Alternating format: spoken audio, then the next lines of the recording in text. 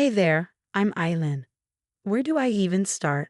I'm in my early 30s, a mom to the most adorable 4-year-old boy, Emry. Until recently, I thought I had it all figured out. The perfect life, the perfect husband. Farret, who's this hotshot CEO of a tech company. But let me tell you, things aren't always what they seem. It all started to change on a Tuesday morning. I was in the kitchen, packing Emry's lunch for his first day at a new daycare near Farret's office. Honey, don't forget Emry's allergy medication. I called out to Farret, who was rushing around like a whirlwind as usual. Bye, Aylin. I'm not completely useless, you know, he replied with a wink. I rolled my eyes playfully. Could have fooled me. By the way, how late are you working tonight? Farret hesitated, just for a moment. Probably until 9. Big project, you know how it is. I tried to hide my disappointment. Again, that's the third time this week, Farret. I know, but hey, that's the price of success, right? He gave me a quick peck on the cheek and ruffled Emry's hair. Gotta run. Love you both. And just like that, he was gone. I sighed and turned to Emry. Ready for your big day, champ? He nodded enthusiastically, his little backpack almost bigger than him. As we walked to the car, I felt a mix of excitement and anxiety. Today wasn't just Emry's big day, it was mine too.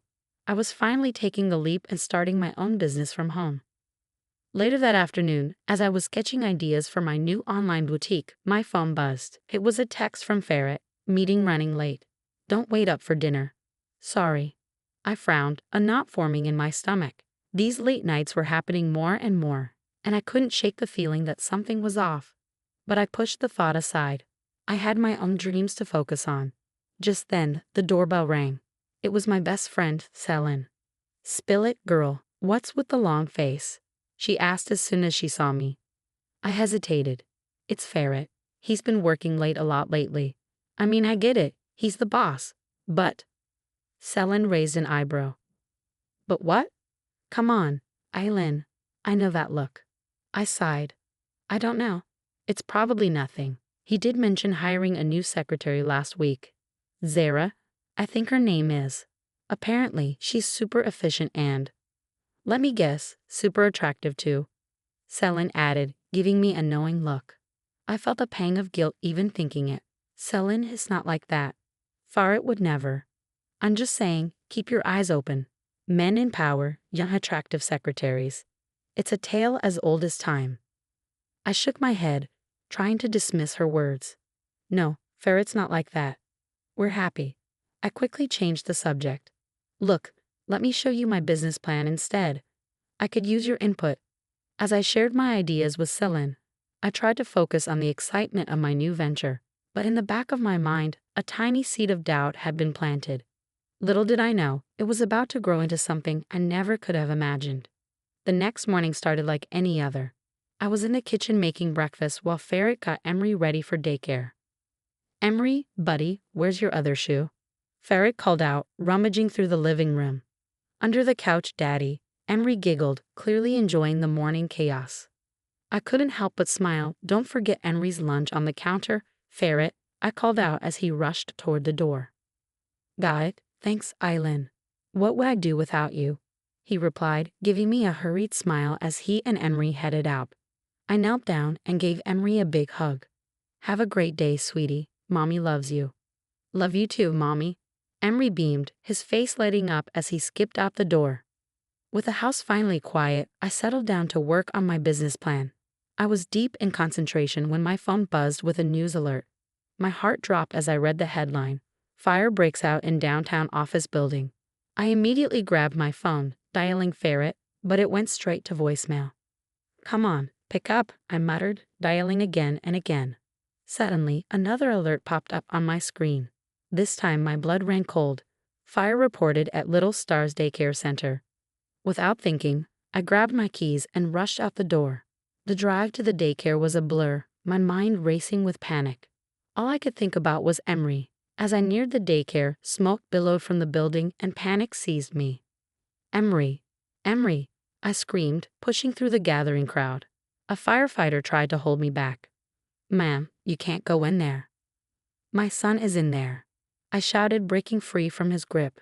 Ignoring the shouts behind me, I ran into the building. The smoke was thick, making it hard to see or breathe. I could hear children crying. "Emry, where are you, baby?" I called out, frantic. Finally, I heard a small voice. "Mommy." I found Emry huddled in a corner with a few other kids, scooping him up. I guided the others out. As we emerged from the smoke, paramedics rushed to help us. Hours passed at the hospital. Emry was being treated for smoke inhalation, but he was going to be okay. But there was still no sign of Farret. I had left countless messages, each more frantic than the last. It was well past midnight when Farret finally showed up at the hospital, looking disheveled, his clothes reeking of smoke, and something else. "Aylin, I just heard. Is Emry okay?" I stared at him in disbelief. "Just heard? Farret, where have you been? I've been calling you for hours." I was trapped in the office. My phone was dead. I came as soon as I could. He moved closer, and I caught a whiff of a familiar scent, perfume, but not mine. "Farret," I said, my voice shaking, "why do you smell like perfume?" He froze for a second, then quickly recovered. "What?" "Oh, probably from helping people evacuate. You know how chaotic it was." I wanted to believe him, but something felt off. Before I could ask more, the doctor came in to update us on Emry's condition. But as we stood there listening, I couldn't shake the feeling that everything was about to change, and not for the better. The days following the fire were tense. Emry was recovering well, but things between Farret and me were different. One evening, as I was tucking Emry into bed, Farret walked in, looking as tired as ever, his suit rumpled and his tie loose. "Hey, champ. How are you feeling?" he asked. "Better, Daddy. Can we play cars tomorrow?" Emry asked, hopeful. "Sure, buddy, if I'm not too busy with work." I couldn't hold back any longer. "Really, Farret? Work again?" He glanced at me, tired. "What's that supposed to mean?" "Nothing. Just, never mind." I kissed Emry goodnight, but the frustration gnawed at me. Later that night, unable to sleep, I noticed Farret's phone buzzing constantly. Curiosity got the better of me, and when I picked it up, my heart sank. Messages from Zara, lots of them. Way too friendly for a boss and his secretary. The next morning, I confronted him. "Who's Zara, Farret?" He nearly choked on his coffee. "My secretary." "Why?" "Oh, I don't know. Maybe because she's texting you at all hours." "It's work stuff, Aylin. Don't make a big deal out of nothing." But it wasn't nothing. Over the next few weeks, Farret grew more distant. Late nights turned into nights where he didn't come home at all. My suspicions were eating me alive. One night, I decided to dig deeper. Logging into Farret's email was easier than it should have been. And what I found made me sick. Flirty emails, hotel reservations, intimate photos. It was all there. When Farret came home that night, I was waiting. "How long, Farret?" He looked at me, confused. "What are you talking about?" "Don't play dumb. You and Zara." "How long?" His face went pale, then flushed with anger. "You went through my emails." "What the hell, Aylin? Don't turn this on me. You're the one sneaking around." "It's not what you think. Zara and I. It's complicated." "Complicated?" I felt my voice rise. "Are you kidding me? You left our son in a burning building for her. That's not fair. I didn't know about the daycare fire." "But you knew about the office fire, didn't you? And instead of checking on your family, you were with her." He stepped toward me, his voice low and threatening. "You don't understand anything. You're just a housewife playing at running a business. What would you know about the pressures I'm under?" I stood my ground, even as fear crept in. "Don't you dare belittle me, Farret. I'm leaving. Emry and I are going to stay with my sister." "You're overreacting. Where are you going to go? What are you going to do?" "Anywhere is better than here with you." I packed a bag for Emry and myself, my hands shaking the entire time. As we were leaving, Farret tried to stop us. "Aylin, wait, we can talk about this. Don't do anything rash." But I was done listening. I grabbed Emry's hand and walked out without looking back. At my sister Naz's place, reality started to sink in. What was I going to do now? How would I support Emry and myself? "You can stay as long as you need," Naz assured me. "But Aylin, people are talking. There are rumors about Farret and his secretary all over town." Great, just great. As if this wasn't hard enough already. But I had to stay strong, for Emry, for myself. This wasn't the end of my story, it was just the beginning of a new chapter. Months flew by as I poured myself into my business and took care of Emry. Late one night, while going through some old files, I stumbled upon something odd in Farret's financial records. "Naz, come look at this," I called to my sister. "Does this seem right to you?" She peered over my shoulder. "Holy crap, Aylin, that looks like embezzlement," she finished. "And tax evasion. What are you going to do?" I bit my lip. "I think I need to report this."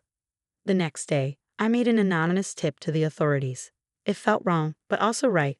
A few weeks later, my phone blew up with notifications. Farret's company was under investigation. I couldn't believe it was actually happening. "Mommy, why is Daddy on TV?" Emry asked innocently. "It's just boring grown-up stuff, sweetie." Meanwhile, my online boutique was taking off. I was busy filling orders when Naz burst in. "Aylin, you're not going to believe this. Zara just turned on Farret." "What? How do you know?" "It's all over the news. She's testifying against him for immunity." Months passed. My business grew and Emry thrived. Then came the day of Farret's sentencing. I watched the news with mixed emotions. Former CEO Farret, last name, sentenced to 10 years for embezzlement and tax evasion. "Mommy, can we get ice cream?" Emry's voice snapped me back to reality. "Sure, champ. Let's celebrate." "Celebrate what?" I smiled. "New beginnings." A year later, I found myself on stage accepting an award for Female Entrepreneur of the Year. As I stood at the microphone, I said this award isn't just mine. It's for every woman who's ever been told she's just a housewife, for every mom juggling diapers and spreadsheets, for everyone who's ever had to start over. As I stepped off the stage, my phone buzzed. It was Naz. "Congrats, sis. You killed it up there. Emry and I are so proud. We're taking you out to dinner to celebrate." I grinned. "Sounds perfect. I'll meet you guys there." As I walked out of the venue, a familiar face caught my eye, Sarah. She looked far less polished than I remembered. "Aylin, I'm sorry for everything," she said, her voice small. I paused, then simply nodded and kept walking. Her apology meant nothing to me now. At the restaurant, Emry ran to hug me. "Mommy, you're on TV again." Sure enough, the restaurant's TV was replaying clips from the awards ceremony. "That's our Aylin." Naz beamed. "What do you think, kiddo? Is Mommy a superhero now?" Emry grinned. "You've always been my superhero, Mommy. This my son, my sister, my success. This was my future, and it was bright." The story of Aylin's triumph over betrayal and adversity has come to an end. Now I have a question for you. If you were in Aylin's shoes, would you have anonymously reported Farret's illegal business practices, or would you have kept that information to yourself? What do you think is the right thing to do when you discover a loved one's crimes? Share your thoughts in the comments below. Your perspective might help someone facing a similar dilemma. If you enjoyed Aylin's journey, don't forget to hit that like button and subscribe to our channel for more compelling stories of resilience and redemption. Your support helps us continue bringing these powerful narratives to life. Thanks for watching, and we'll see you in the next video.